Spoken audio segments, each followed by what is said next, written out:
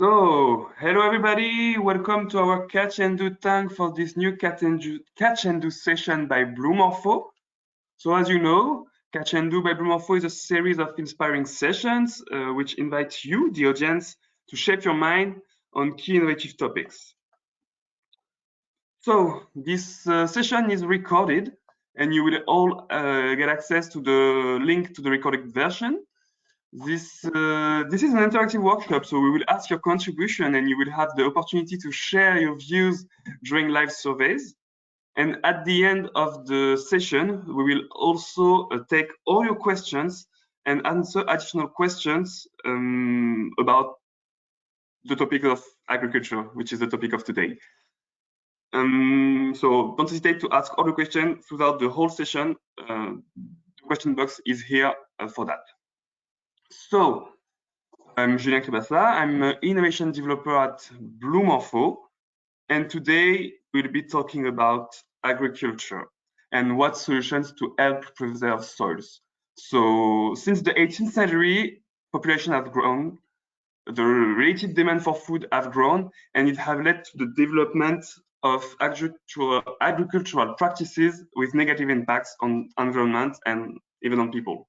So we use a lot of chemical enhancers, massive tilling, large-scale exploitations, and all high-intensity agricultural practices affect soil's fertilities and its ability to capture carbon, maintain its biodiversity, and prevent water contamination and eutrophication. So today, we will discuss the challenge regarding soil depletion, and we will discuss the solutions that are developed to preserve soils, such as carbon farming, new modes of action, herbicides, gene editing, biodiversity measurements, robotics, precision agriculture, etc. And we have with us today an expert, Simon Maechling, Innovation Director at Bayer. So hi, Simon, and thank you very much for being here. Hi, Julien. Thank you very much for the invitation. You're welcome. So, a few words about Blue Morpho. So, Blue Morpho is a trusted partner for corporate innovations.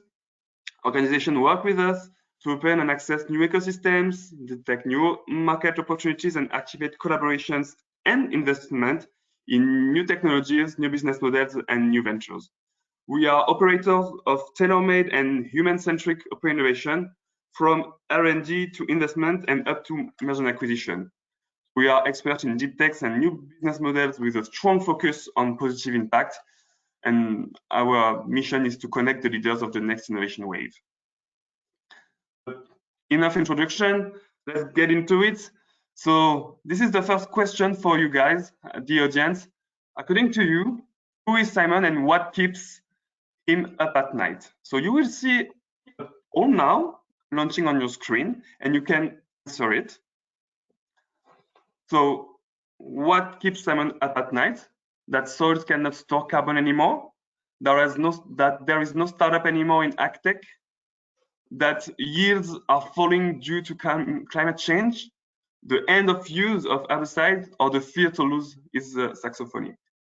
So while the audience answers, Simon, we can talk a bit about you. I think what describes you the best is that you are an expert in open innovation, fostering partnerships and fostering innovation at Bayer for more than 17 years now. So could you tell us a bit more about your role at the Life Hub from Lyon now? Yeah, thank you, Julian. Thank you for the introduction. So I'll say a few words about myself. I grew up in the UK. My mother's English, my father's French. And I've worked at Bayer now for 18 years. Today, I'm an innovation manager, and my role is to identify new technologies and to build partnerships for our R&D department at Bayer Crop Science. And we work a lot with startups, with universities, with other key players in ag tech, helping them grow, finding the best fit, and looking for new technologies to advance agriculture and to advance the R&D pipeline. I'm lucky enough to be based in Lyon in France, and I work from our Bayer Life Hub Lyon, which is really an open door to our research center in Lyon, just a few words about why we're in Lyon is we have the Centre of Excellence for Disease Control based in Lyon. We're about 200 people that work on site, researchers like myself. I worked there as a researcher. In fact, I'm a chemist by training. We have it as an open door to our research centre. We have programs around dialogue, programs around innovation, and it's a fantastic place and a fantastic platform for us to talk about science. Thank you, Simon. And again, we are so happy to have you today, so thank you again. So when discussing and preparing this session, we covered different topics in agriculture, and we decided in the end to put the focus really on the soil. So could you explain why it is an important topic, what are the challenges, and what's the vision at BioCrop Science? Yeah, it's a great question. The soil is the fundamental part of the of how to produce food for a growing population. Maybe just to bring it down, there are three main things we need to grow food. We need to have some seed or some genetics. We need to have some space to grow the food, which is generally or normally the soil. And then we need to have inputs. We need to have the food for the plant, which comes from the soil. It comes from other inputs, including fertilizers like manure or other fertilizers as well. And it's what keeps everything together. The soil, I think, plays the most critical role in growing food for the population. For us, it's really important. Healthy soil means healthy crops, is our belief at BioCrop Science. And farmers over the years have learned how to keep soil healthy by doing different things. And today, I think the soil is gaining even more importance when we talk about carbon and carbon capture. Because it's a sink of carbon where carbon can be stored during the crop growing cycle. And so soil is key to growing, and soil is key to helping us with countering the effects of potential of climate change and capturing the carbon into the soil, which is something which a lot of startups are trying to do and working on. I think we'll talk about that a bit later. Yeah, definitely. And on this topic on soil and putting the soil at the center of all thoughts, we often hear the word regenerative agriculture. So could you give us your definition of regenerative? Sorry, it's a complicated word, agriculture. Of course, Julian. So regenerative agriculture, first of all, is not new. It's been around for hundreds of years. I can give you my definition. I've researched this topic and there are a number of definitions out there. I don't think that one definition is better or worse than the other. I think they all have their place. I'll give you what it means for me, and it means making sure that we try to regenerate microorganisms, bacteria, biodiversity in the soil, making sure that we try to capture carbon in the soil, making sure that we're not depleting nutrients in the soil whilst we're growing crops. Very broad term, lots of meanings. Again, nothing new, and it's about keeping the soil healthy amongst many other things. Great. And so what does it require in terms of technology or in terms of solutions to become more regenerative? Yeah, great question. Thank you. For me, the single most important thing that we need to consider when doing a transition towards more regenerative agriculture is around tilling. Tilling is when we go through and we turn the soil over to, one, first of all, to eliminate weeds is the purpose of tilling, and two is to prepare the soil to have an aerated structure to allow planting of the seed into the soil. And when we come to regenerative agriculture, the first and easiest thing to do to transition in that direction is to stop tilling. Tilling has many positive effects for the farmer. It has many negative effects, and I'll just label the one most obvious one is soil erosion. If I turn my soil to reduce weeds, to eliminate weeds, and to prepare for planting, if there's a heavy rainfall afterwards, some wind, then I will suffer from soil erosion as a farmer. that top layer of soil, which is where a lot of the nutrients sit, potentially gets washed away. That's not something which we want, and it's certainly not something which is in the approach of regenerative agriculture. Thank you very much. So maybe we can have a look at the answers of the audience. I guess you're curious to see what people think about what keeps you up at night. So now you should see the results. So you can see that the most preoccupation is that yields that are falling due to climate change, also the end of the use of herbicides, but also the soils that cannot store carbon anymore. Not a lot of people are afraid that you lose your saxophony. Maybe ashamed. I don't know. But yeah, what's your vision? Yeah, I mean, there's no right or wrong answer here. If I tried to select, actually, I tried to vote as well, as you can imagine. What keeps me, there are two things which keep me awake at night. And one is falling yields, potentially due to climate change. This is really important. We're in a growing population. We need to produce more calories, more proteins to field this population. And climate change is one thing which is going to change our approach to growing calories, growing nutrition, because plants need to become more adapted to climate change. They need to become more adapted to things like soils with increased salinity or salt levels. They need to become more adaptive to environments where temperatures are potentially slightly higher. And they need to become more adapted to different pest constellations or disease constellations in the field, perhaps where we haven't seen those pests and diseases before. The second thing which keeps me up at night is actually the fear to lose my saxophone. So I mean, I'm married. I have two dogs, one wife, and I have one saxophone. I play saxophone as a hobby in a number of amateur harmonies here in Lyon. And I also play double bass, and I have the same fear to lose my double bass. I play classical music, and I'm just beginning to learn some jazz music now, which is a lot of fun outside of work. Thanks, Simon, for your answer to this question as well. So now we can get into it. So, okay. So we talked about the need for soil to be able to sequester more carbon, so carbon capture.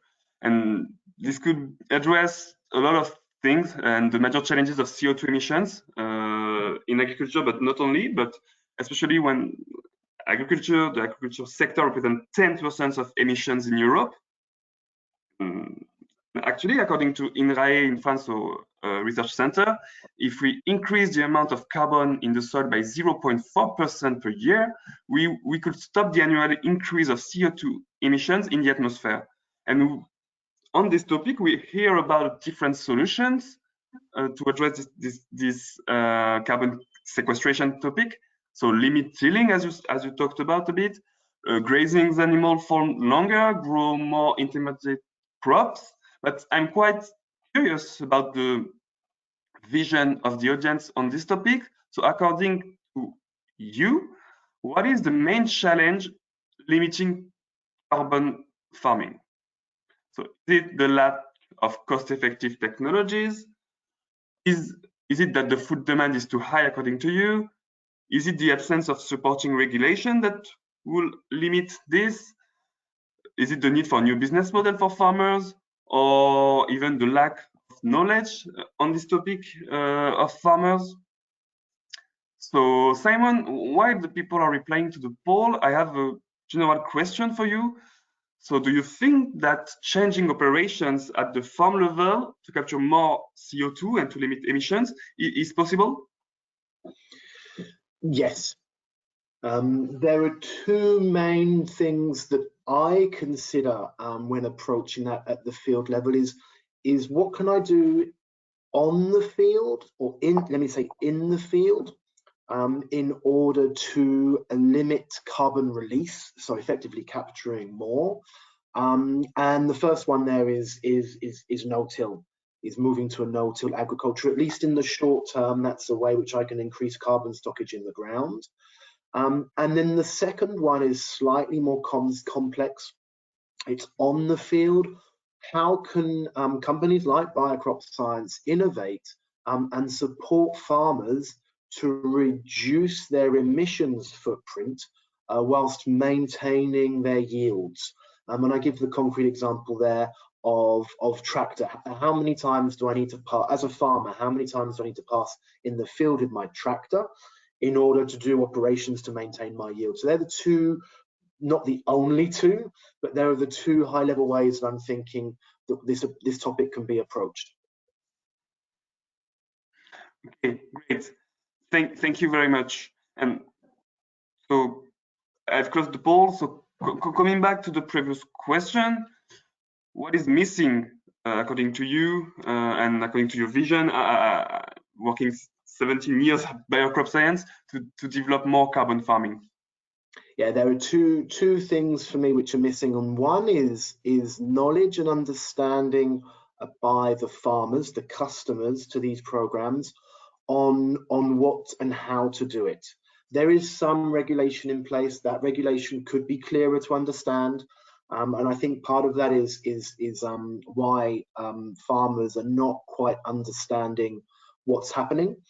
And the second thing is a real value generation for the farmer, to make sure that the farmer, when he embarks on these practices, that there is a remuneration at the end for him. Creating value will help the transition that we're going through in agriculture, creating value from carbon capture.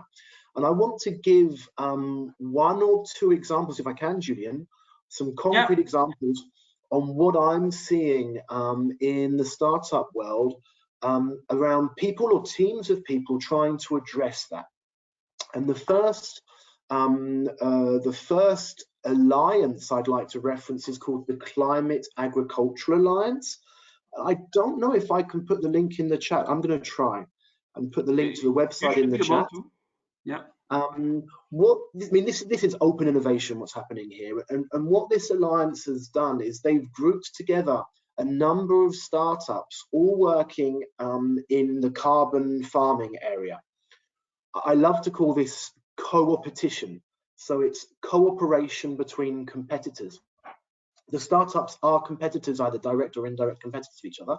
They've joined and formed this alliance with the purpose of two purposes. One is to increase visibility of the technologies that are available in that sector of carbon farming, and two is educational. The second one is educational, is around providing information and material to the farmers, to the customers, to the general public on what solution exists and how it could be implemented.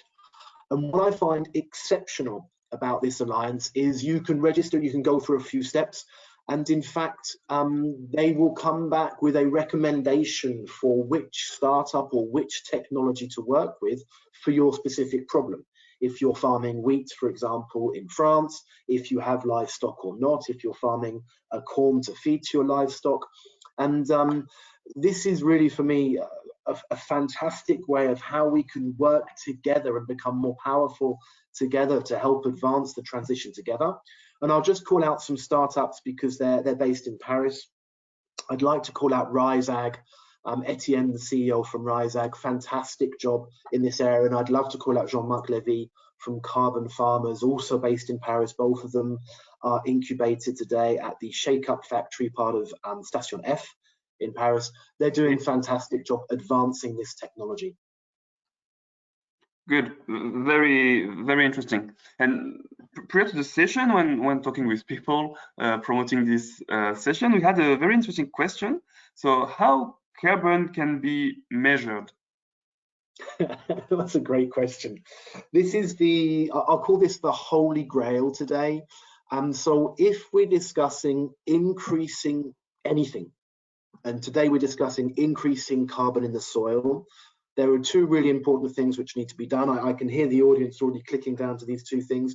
I need to know where I am today. I need to know how much I have today, and I need to know how much I have tomorrow, next month, next year, in order to measure that delta, to measure that difference, because that is my plus or my minus in terms of what I'm measuring. There are today, the measurements are made through soil sampling, randomized grids, and an average is taken. and it's put into some models to determine the amount of carbon that is across the area of land that we're analysing. It's good, but the downsides really are labour. So time it takes to collect the samples, to send them, to prepare them, send them and analyse them. There are some technologies coming where we could do that more remotely through sensors either embedded in the field or parts of the field, through sensors elevated above a field, and the most interesting ones which I think are the most interesting is being able to use satellite imagery to determine, for example, moisture content of the soil, and then to find and understand the relationship between moisture content and carbon content. To be able to do that completely remotely, the advantage is always with satellite is you can cover a lot of ground with a lot of pictures, but you can cover a lot of ground very, very quickly, much more efficiently than having sensors based in the soil. Very interesting. And what's the impact in the end for the farmers? How can they implement that, and what's the value for them? That's a great question. We're still working on it. So Bayer and other teams are still working on what is that actual value generated for capturing more carbon through carbon credits and through other mechanisms to release money. And I believe carbon farmers have some specific numbers on how much they can generate for farmers, and we're in a phase where really scaling that up in agriculture is going to be one of the major priorities over the coming years. Okay, so still working on it. Very important for farmers, but I'm sure we will come out with very, very interesting solutions for them because they are at the center of these problems as well. So let's have a look at the results of the previous poll. So you should be able to see the result now. We see that the majority, not the majority, but most people thought that the absence of supporting regulation is an important fact, but also the need for new business models for farmers, as we just discussed, and the lack of knowledge of these farmers about the importance of carbon farming, and also the lack of technologies. So in the end, what's your vision on this, Simon? I know that you think that there's no good answers. Yeah, I think it's a fair split between different things. I totally agree with everyone that's voted. There is no right or wrong answer, and it's a fair split. And this demonstrates that there is a lack of knowledge, there is an absence of good regulation that's implementable, and the need for new business models and cost-effective technologies that the audience have voted for. So I think it's a very fair split in terms of outcome. Thank you, and thank you again, the audience, for the very interesting insights. Do not hesitate to ask other questions to Simon in the question box. We'll take them at the end. You talked about satellite data, and in the end, I will allow myself to change a bit the structure and move to the third topic of today, digital technologies, because you started to mention them. So how digital technologies can support their soil preservation? That's the question. So, but first question, digitalization in agriculture, we have been talking about this for a few years now. And my question for you, Simon, would be, where are we with the use of technology such as sensors, data, satellite data, robotics, drones? So are these things available to farmers? Or do they use them? Can they afford them? So what's the status of the implementation of these technologies? This is a really good question, Julian, and thank you for bringing it forward and giving me a chance to reply. Just to make sure that we're on the same page, I'll just describe the types of digital technologies that we have in farming today. I'd categorize these very broadly into ground, air, and sky. Ground would be ground sensors, humidity, for example, carbon measurements, nutrient measurements. Air would be, I'd pack a lot in there. I'd pack drones in there as well. And then sky would be mainly satellites. So these are the three big categories of digital technologies that we're seeing in agriculture. Where are we? a great time to talk about this. There is really a lot going on. I think there is a lot of potential in these technologies to really generate value. I think that value will come when the models are trained and are able to predict in some way, to be able to predict something which is going to happen in order to lead to a behavioral change from the farmer. I'll give one concrete example around disease prediction. If we're able to predict when a certain disease will come into a vines in France, I'll take, when a certain disease is coming, then that will help the farmer make a behavioral change. That behavioral change will lead him to choose when to spray, for example, to protect his yield of grapes for wine. And I think that's going to be when the true value for these technologies gets unlocked, is when the models are able to predict insect infestation, disease infestation, and other things as well. Yeah, Stalin mentioned about the value that it brings to farmers, because this is always interesting to develop new technologies, but farmers have to see the value because they are again at the center of all these questions. One of the topics we've mentioned also during our discussion before and at the beginning of this session is biodiversity.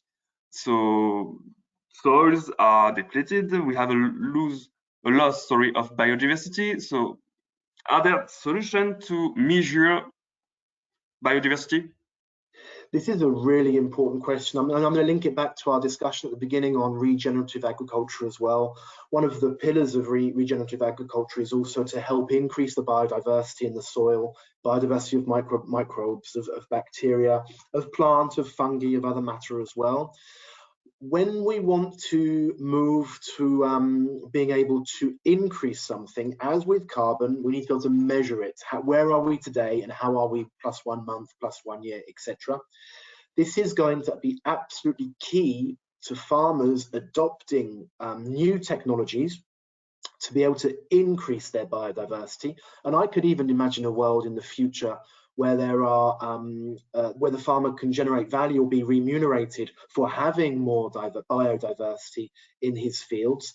And there's one technology for me which is standing out at the moment to be able to measure that, and it's called environmental DNA, or eDNA.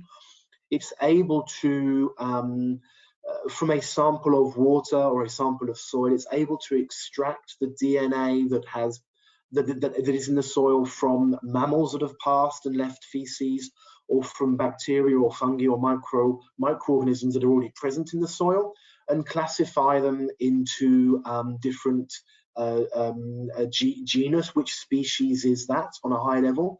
This technology is fantastic. The big drawback today is the quantification part is still not as advanced as it needs to be, as we want it to be. And I'm sure that we will get there with quantification, because it would be absolutely amazing to say, you know, at a certain point in time, this is my biodiversity measure, and I have X, whatever figure is chosen to describe it, biodiversities in my field. And I can then measure, once I know my baseline, I can then measure which activities do I do or don't do, which activities are increasing or decreasing that biodiversity. And the other advantage of measuring this is really, we can then begin to target which type of biodiversity we want to increase or improve on in the field, depending on what outcome that we want to have at the end of the season. And maybe, Julian, maybe just a second, I'm happy to name a couple of startups working in the area to give a concrete example. Two come to mind. One is Nature Metrics in the UK, and the other would be Argely in France. These are just two of many examples. They're just two that jump out at me in my mind straight away. Yes, thank you. Very interesting examples, and we will check them out for sure. And in the end, regarding biodiversity measurements, environmental DNA, and all the digital technologies that we have talked about, what's the impact for you at BioCrop Science? Does it require new offers, new business models for you? Yeah, big impact. It requires maybe more than new offers. It requires a new way of approaching the field. It requires a new way of approaching the field as a data source. We often talk about big data, and I'm going to talk about big data in agriculture. With all of this data that we can generate from satellites, from drones, from sensors in the field, from technologies like carbon measurements, nutrient measurements, even environmental DNA, all of this data generation is a mindset change. Being able to analyze, understand, and be able to predict from all of this data, I think is going to be really groundbreaking and really key for the future, to be able to predict outcomes on certain things that I want to improve or to change. And for that, a digital platform is needed to store the data and be able to use it on a farm level. I'll mention one thing if I can, Julian. In the US and in South America, Bayer has a platform called, Bayer Crop Science has a platform called Field View. And this is the beginning of that holistic data integration into farm level operations. Interesting. And again, we talked about data, and I'm sure all of these technologies lead to the generation of a lot of data of different natures. And always when you have a lot of data, we always ask the question of how is it used, how is it shared, and what value can we get from this data, what kind of new business models we can develop out of this data. Yeah, great question. One of the things that we've been working on at Bayer Crop Science over the last 5 or 6 years is a totally new business model for the ag sector. Before I talk about the new business model, let's talk about old business models. You guys on the call, you already know today the business model of companies like Bayer Crop Science and Corteva and BASF and Syngenta is to sell a jug of product and to sell a bag of seed. This approach is fundamentally changing with the association of data. And one of the things that we're doing at Bayer is moving to what we call outcome-based pricing. I'll try and describe it in 2 lines, so I hope I make it very clear. Is today we sell jugs and bags, the jugs of product, bags of seed. Tomorrow the idea is to sell an outcome, is to sell a yield by using the data and the platforms available, by having predictions that can support the outcome. It should be possible in the future to say, by following this practice, your yield will be 27 bushels of corn per acre, or whatever that number turns out to be. The great thing about outcome-based pricing is if the yield comes in above, then there's able to have a value share between the farmer and companies like Bayer on being above. If they come below, then there's no value share, but there's a let me call it a sort of guaranteed income for the farmer. Things get interesting when it gets above. What I really like about this approach is that it's able to integrate every type of farming you could imagine. It's able to integrate regenerative farming, organic approaches, conventional approaches, any other approaches where there's data available. It's able to integrate all of that and build predictions in the future on that data that's being provided. So basically it's providing the farmer with more value, and that's what business needs to be about, is generating value for your customers. Great, very interesting, and always the farmer at the center, so that's the main issue. And one of the topics I wanted to talk with you also today is this precision agriculture topic. So we talked at the beginning about changing how crops are planned and how to optimize them. This is the scope of precision agriculture. So could you tell us a bit more about the value that this brings? Yeah, precision agriculture is all about doing what is needed in the right place at the right time. Let me complement that with an example on fertilization in the field. By understanding the nutrient profile of a soil, It's possible to go through and to spray fertilizer just on the areas of soil which are lacking specific nutrients. It's also possible through the same methodology to increase things like planting density in areas of the field that are more fertile than others for whatever reason. The whole objective is increasing yield, and precision agriculture can also be used for application of crop protection products. Herbicides is a classic example. We're seeing a lot of startups in this area as well with specific spraying. When we have a systemic herbicide, it's able to spot spray on the specific weeds. And so you're generating value by reducing application rates in the field, and you're generating value by only using products where and when you need them. And that's the whole purpose of precision agriculture. Yeah. And again, a lot of data for all the considerations that we just talked about before. Absolutely. And you mentioned herbicides, which is our last topic to discuss today. So perfect transition. Thank you. So when we talk about soil and its ability to store carbon and precision agriculture, we must think about the chemicals, because it's also one of the big topics in agriculture, the chemicals and agrochemicals that are used to ensure yields and answer the food demand. A lot of them are considered to be not biodegradable, considered to be contaminating soil, impacting biodiversity, causing water eutrophication, and even impacting human health. So on this one, I would like to request the vision of the audience, if you are still here with us. And so, yeah, according to you, so what is the priority for the future of agrochemicals? Do they all have to be biodegradable eventually? Do we need new modes of action to protect crops? Does their use be more regulated? Do we need more control over how they are used, or should they all only be just banned? So while people are answering this poll, I have a question for you, Simon. So what's your vision as one of the leader in agrochemical, or as the leader in agrochemicals? What's the vision of biocrop science? Yeah, thank you, Julian. This is a really, really good topic, and I'm delighted to be able to touch on it today. It's a theme, it's a topic where there's a lot of polarization, there's a lot of strong opinions. Sometimes it's like going to a football match, France against Argentina. You know, it's them versus us. My position, the position of Bayer, is that there's a space for everything. We need to focus on the farmer, we need to focus on feeding the planet.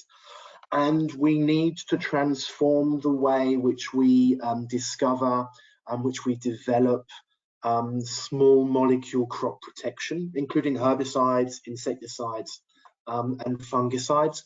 We need to be even more sure of their safety, even more sure of their environmental footprint, all without sacrificing yield and health of the harvest. And we're approaching that in a very open way. We have a number of open innovation programs around this, and one of our holy grails here, and I think the poll is closed. Yeah. Before I can, one of our holy grails here is really around mode of action. So we are really focusing our R&D dollars on finding, discovering, and developing safer crop protection products with new modes of actions. This is really important for us, this new mode of action, because it means that we can break through any potential resistance. It means that we can be very selective to be sure that the mechanism of action is specific for the animal or the pest or the weed that we want to control. And these things take time. An average development time for a new crop protection product is 12 years. The costs are upwards of 350 million euros. And of that cost, I really want to underline one factor today. Today, of that more than 350 million euros that is spent, 90% of that cost is spent to determine that the product is safe to the environment and safe to humans and other non-target species. And so we're working very hard on that. It's a great area of debate. I'd be very interested personally to see the results of the poll. There we go. I will share them right now because people are just aligning with you that we need new modes of action to protect crops. That's quite obvious here. So yeah, my question for you right now would be, what new modes of action could you think about? Oh, that's a really, really tricky question. The ones which we are targeting are the ones where there are specific pathways in our target insects or target diseases or target weeds which don't occur in other species. So roughly speaking, we know about the society knows about 10% of all the pathways in a given organism. There's 90% still left to be uncovered. One of the jobs that we're doing in Lyon in our research labs is really to uncover that rest of the 90%.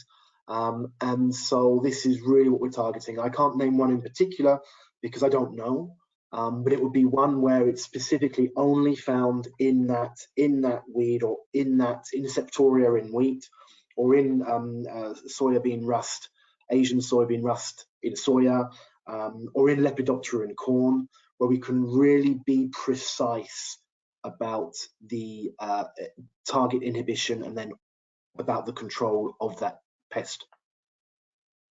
Good. And also we can think outside the box and try to go where chemistry can go and talk about gene editing, which is more and more developed. So could you tell us a bit more about gene editing and also about the level of acceptance of these technologies? Gene editing is where we're able to specifically change single base pairs of DNA in an organism. It's a very, very precise technology. Changing one base pair can have tremendous effects or no effect at all on a certain property of that organism. It's being used today, for example, in agriculture to make tomatoes that contain more gamma aminobutyric acid, or GABA. It's been used in order to increase protein quantity in certain legumes like chickpea. And we could use it also to increase oil production in certain cover crops, as cover cress has done in the past. In terms of acceptance, I'm highly optimistic that it will be more accepted in Europe than other technologies, and I'll refer specifically to GMO technologies. GMO technology in Europe is becoming more and more accepted. After 30 years of safe use, the general perception of the public is becoming more positive towards GMO. In fact, EFSA, the European Food Safety Council, yesterday gave permission for import-export of another GMO crop. So that will be allowed in the future to be traded in Europe. And coming back to gene editing, which was your question, Julian, I'm very optimistic that in the future this will be more accepted. It's so much more precise than anything we've done in the past, and the potential to make small improvements in yield or in temperature tolerance or soil or salt tolerance to plants is absolutely phenomenal with this technology. And it should make the life of farmers easier, right? That's the point as well. That's the objective. Life of the farmers easier whilst protecting the environment. Perfect. So thanks very much. We are right on time on our schedule, which is very, very good. So now we can open the room for questions. I see that we have some questions in the question box, but do not hesitate to ask more. I have a first one on our first topic of today on carbon farming and the management of carbon credits. With more precision, what kind of management do we have for carbon credits at farmers level?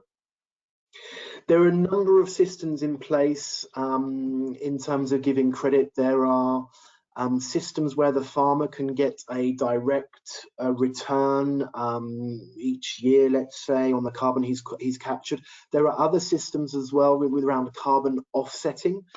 It's a relatively complex topic, and I think in 2023 and 2024 we'll start to see the offerings to become a bit more streamlined, and then one or two specific paths will be chosen. I'm hoping it's direct remuneration of the farmer for carbon captured. Okay, thank you. On this topic of emissions as well, we have a second question, more like a position question.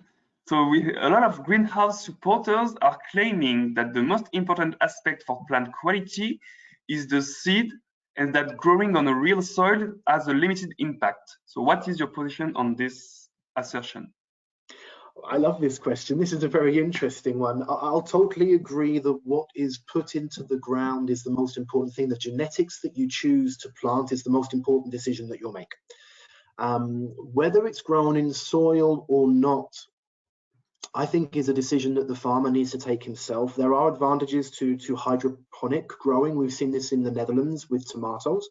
We've seen this in the Netherlands with other cash crops which don't enter the food chain. I think it's really the farmer's decision. I just want to throw out there, Julian, that there's always a balance when making these decisions. Some of these modern hydroponic systems are more energy intensive than just planting in the soil in a field. And so there's a balance and a decision that needs to be made at the farmer's level on how much is he or she ready to invest in electricity, gas, etc., and how much risk is he or she willing to take. More controlled environment, less risk, higher costs. Less controlled environment, lower risk, higher risk, less cost. Great, thanks. We have also a generic question. At the very beginning, you talked about emerging diseases.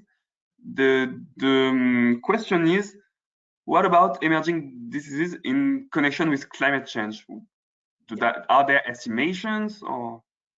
Yeah. On the whole, as the temperature rises, and I think in France we can safely say the temperature rose in 2022, at least on average throughout the year. As temperature rises, the conditions of humidity and temperature, they favor specifically fungal infestation of plants, and they favor also insect infestation. I can't predict where the next outbreak will be. I can say with some certitude that with these conditions, we will have a major issue with Asian soybean rust in Brazil in 2023. Humidity is already very high. The conditions are perfect for that disease to develop. And we'll also see, I'll use a parallel to mosquitoes. We saw in Lyon, in Saint-Didier-d'Ormondon, a very small village near for me, we saw the first outbreak of tiger mosquitoes this year. We'll see that again. Last year. We'll see that again this year. And the parallel to agriculture is the same.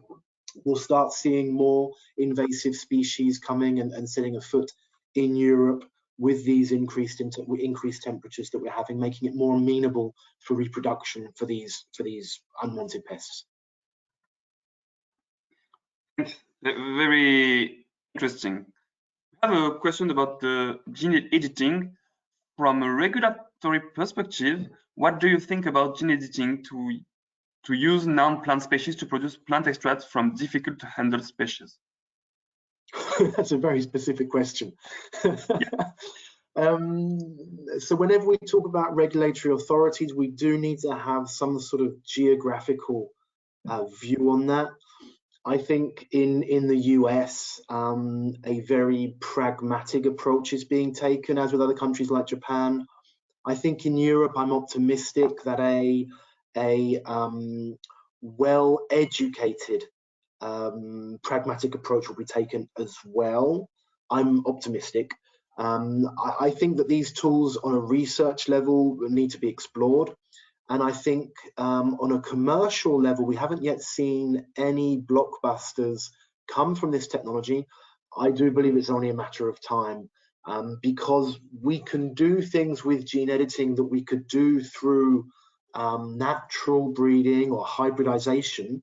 The big difference is the acceleration we get from gene editing by changing one specific base pair in the DNA sequence to achieve the desired result. Great. And in the same topic, regulation, gene editing, we have a question that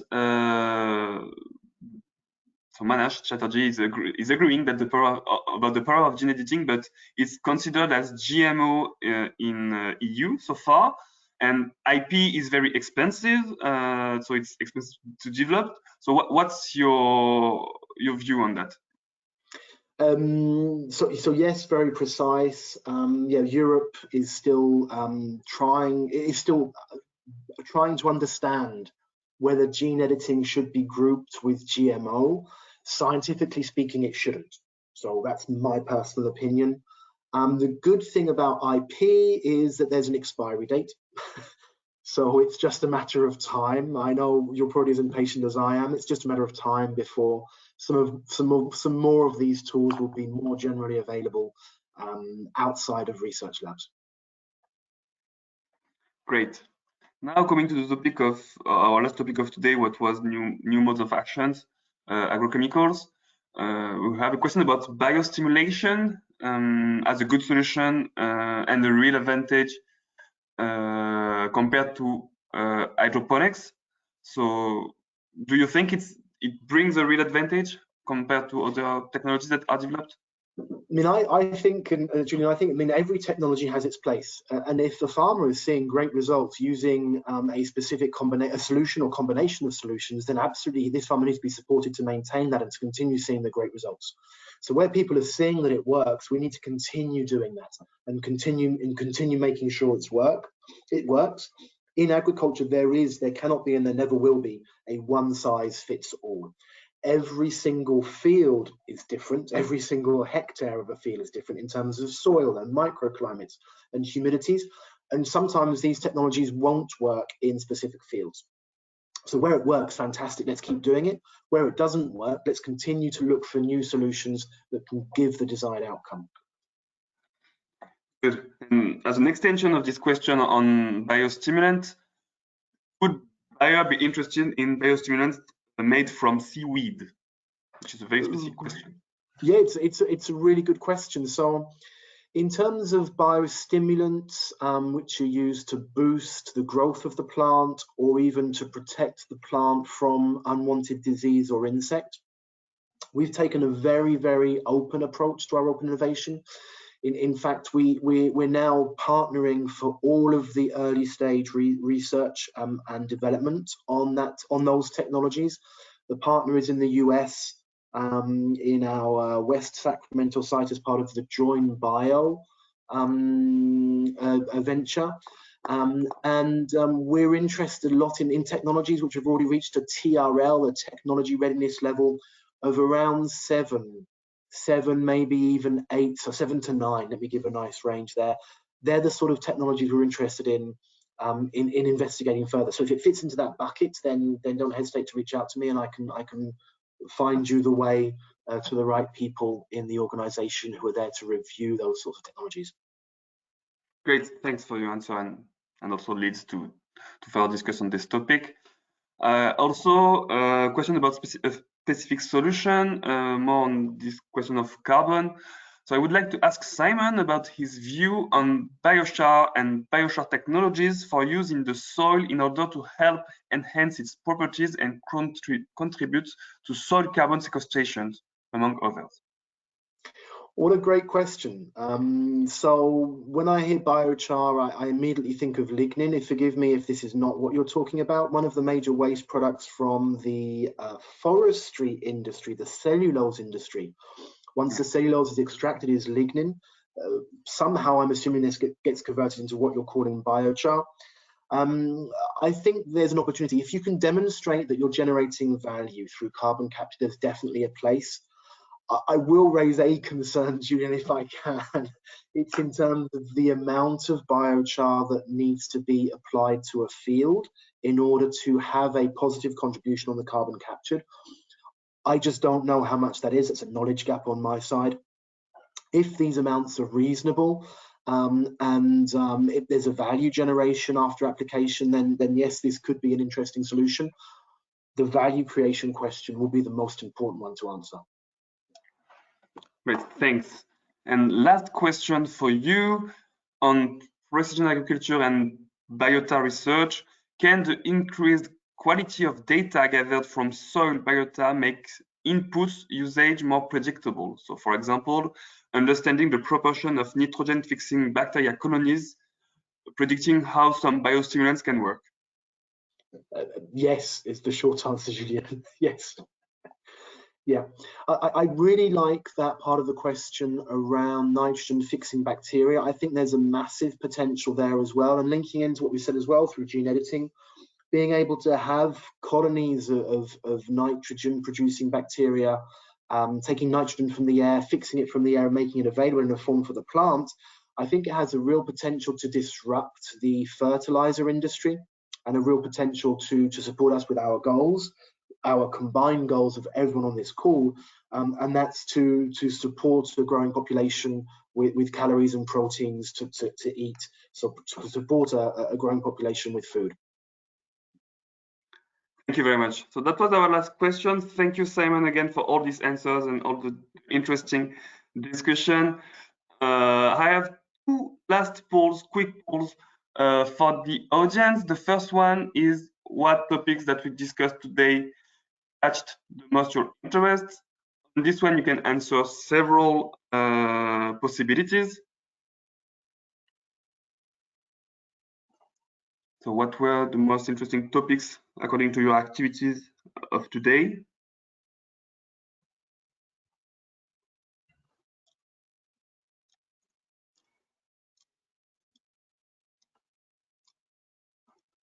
So again, a few seconds to answer.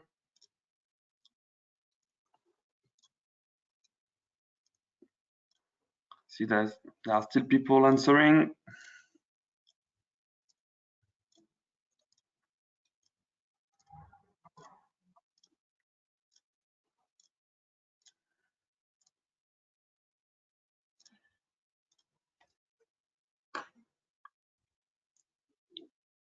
Great. And our last question for you. So do you want to get in touch with Simon, so our speaker today, or Blue Morpho, or both? You can answer both. So again, I will let you a few seconds, or few tens of seconds to answer this question.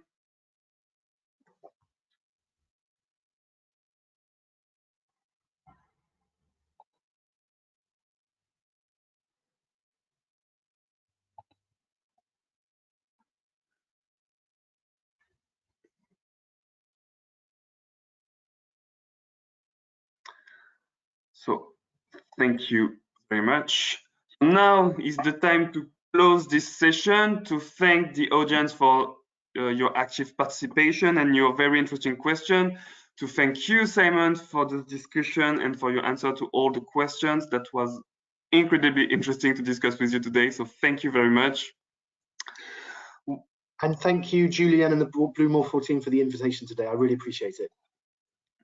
Great. I would just take the opportunity of today to announce our next Catch&Do session on the 9th of February, so next week, on clean energies and batteries. So we will send you all the link to register. And yes, time to close. Thank you, Simon. Thank you, everybody. And I hope to see you all very, very soon in our upcoming sessions. Thank you. Thank you. Bye-bye.